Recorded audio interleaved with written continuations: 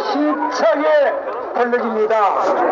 여러분, 이 힘차게 벌려지는 태극기를 치우고 저 성조기를 치우고 이공기를 휘날려고 하는 세력을 우리 태극기가 물리쳐야 되겠죠. 그렇습니다. 지금 여러분들이 사랑하시는 우리 박근혜 대통령은 서울구치소가 있죠. 저도 서울구치소, 저도 교도소 생활을 2년 6개월 한 사람입니다. 교도소는 아직까지 좀 춥습니다.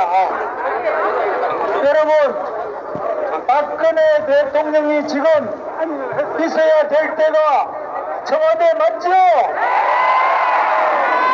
내년 2월 말까지는 청와대에 계셔야 될 박근혜 대통령을 바로 저 교도소 감방으로 집어넣은 것이 바로 저는 인민혁명이라고 생각합니다.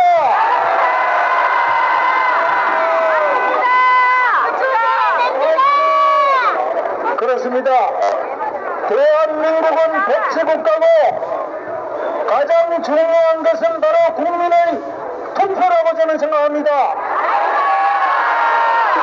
촛불이 100만 개, 200만 개가 있다 하더라도 촛불보다 더 센 것이 우리 국민들의 신성한 투표 아니겠습니까, 여러분? 우리 국민 51% 이상 1577만 표 이상의 국민이 투표해서 임기 5년의 대통령을 뽑았는데 지금 무슨 대통령 선거를 하게 됐습니까? 이것이 바로 쿠데타 아니고 뭡니까, 여러분? 이것이 바로 인민혁명이 아니고 무엇입니까?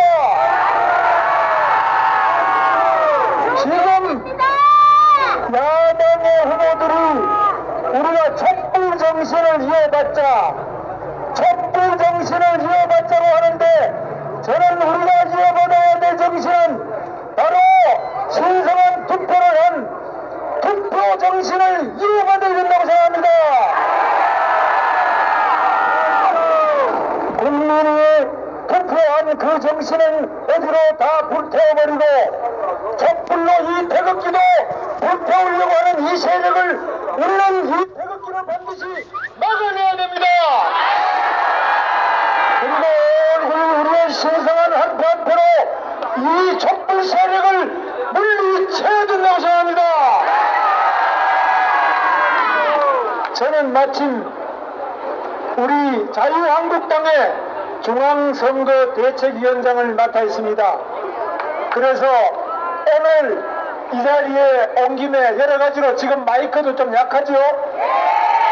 여러분들 좀 불편한 자리에 와서 죄송하게 생각합니다. 그러나 아무리 마이크가 잘 나온다 하더라도 여러분 이 태극기를 들고 태극기가 바람에 벌럭이고 저 성조기가 우리 태극기와 함께 이렇게 서울역 광장에서 힘차게 벌럭이는 걸 보니까 5월 9일 우리 사랑하는 홍준표 기호 2번 홍준표 후보가 대통령 당선될 거라고 저는 확신합니다.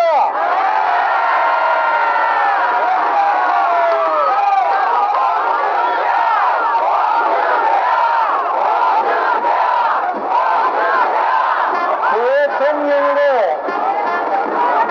자유한국당 기호 2번 홍준표가 당선되면 그 다음날 아침에 바로 박근혜 대통령 석방되는 거 아시죠?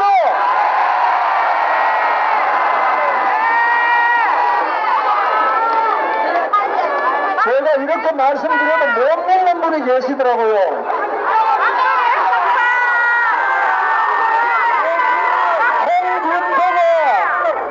대통령 될 것을 못 믿는 분이 계신다 이 말입니다.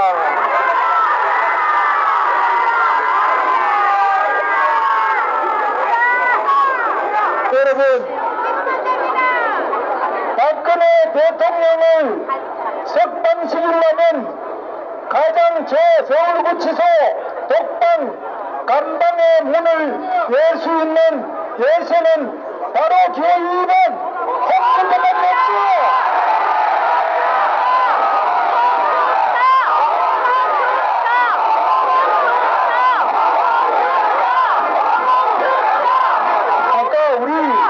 존경하는 김평호 변호사님도 이야기하셨지만 저도 감옥에 2년 반을 살았는데 대통령 선거가 있었어요. 그런데 대통령이 홍준표가 되면은 100% 박근혜 대통령 독방 감방문이 털커덕 열리는데 이거를 제일 잘 알고 있는 분이 누구냐? 이 독방의 문이 언제 열리는지를 가장 잘 알고 있는 분이 바로 박근혜 대통령이라고 저는 생각합니다. 그런데 저하고 홍준표 후보하고 박근혜 대통령하고 국회의원을 같이 했습니다. 홍준표하고 저하고 또 김무성하고 이 사람들이 국회의원을 같은 날 시작했고 박근혜 대통령은 보궐선거가 있어가지고 대구 달성에서 보궐선거를 해서 우리가 다 같이 가서 달성 보궐선거를 지원해서 박근혜 대통령이 우리보다 2년 늦게 국회의원이 됐습니다. 그런데 저하고는 8년간 국회의원을 같이 해봤습니다. 제가 홍준표 후보하고는 10년간 국회의원을 같이 해보고요. 그런데 제가 국회의원을 할 때 같이 만났던 국회의원 중에는 박근혜 대통령이 가장 깨끗한 국회의원이었습니다.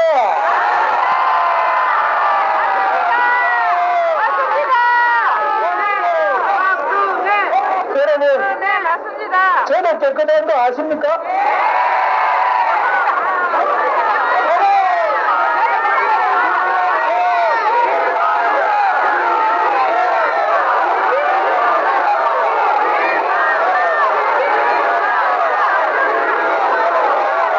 그런데 저는 이해창 총재를 도와가지고 대통령 선거운동을 하다가 당시에 노무현 대통령 후보, 노무현 후보가 장수천 비리나 안희정 씨가 돈 받았다는 강금원 씨의 국난 모포 의혹, 여러 가지 박영찬 씨가 거제 구도라리 별장을 여러 가지로 만들어서 하던 것, 이런 것들을 전부 다 제가 우리 당을 대표해서 발표를 했는데 그것 때문에 노무현 대통령이 직접 저를 고발을 하더라고요.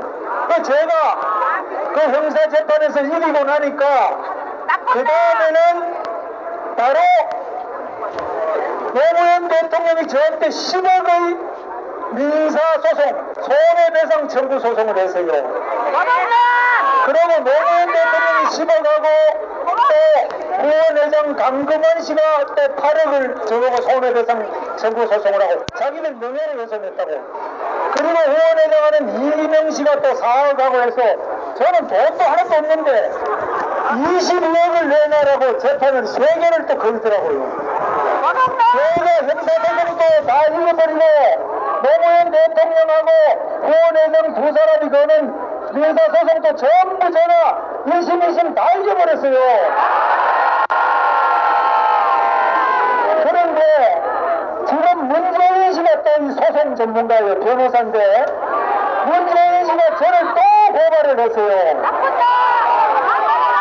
문재인 씨가 저를 왜 고발을 했느냐? 송민수 씨 회고록에 나오는 북한 인권 유엔 결의안을 포결하는데 북한 김정일한테 물어봤다. 이런 거를 제가 보고 이거는 노무현이 문재인 씨가 김정일한테 물어보는 거 이거는 역사상 유례 없는 이런 침묵행위 아니니까 뭐냐? 이렇게 생각했더니만은 저를 또 고발을 또 했어요. 여러분 제가 이기겠죠? 제가 이기려면 또 홍준표를 뽑아주셔야 돼요. 자, 그런데 문제는 5월 2일날 SBS 뉴스 아시죠? SBS 8시 뉴스에서 뭐라고 했느냐? 바로 조울성이라는 기자가 참 열심히 하는 기자예요. 제가 경기도지사 할 때 경기도에 세월호 나고 난 다음에 거기 출입하면서 계속 세월호 취재를 했던 그 기자가 정말 취재를 잘해가지고 뭐라고 보도를 했느냐?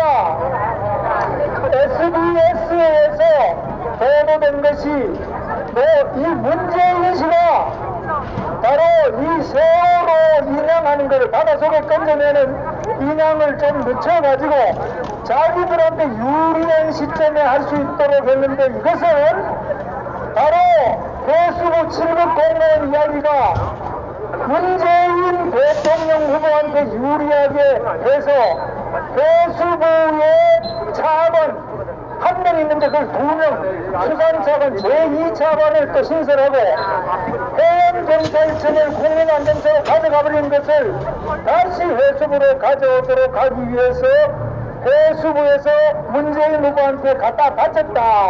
그래서 유리한 시간을 맞췄다. 이렇게 SBS 8시 뉴스에 보도를 했는데, 이거를 가지고 송영길 그 보도본부장, 송영길 선거본부장하고 전부 SBS에 쳐들어가가지고 어떻게 했는지, 바로 그날 8시 보도한 다음에 새벽 3시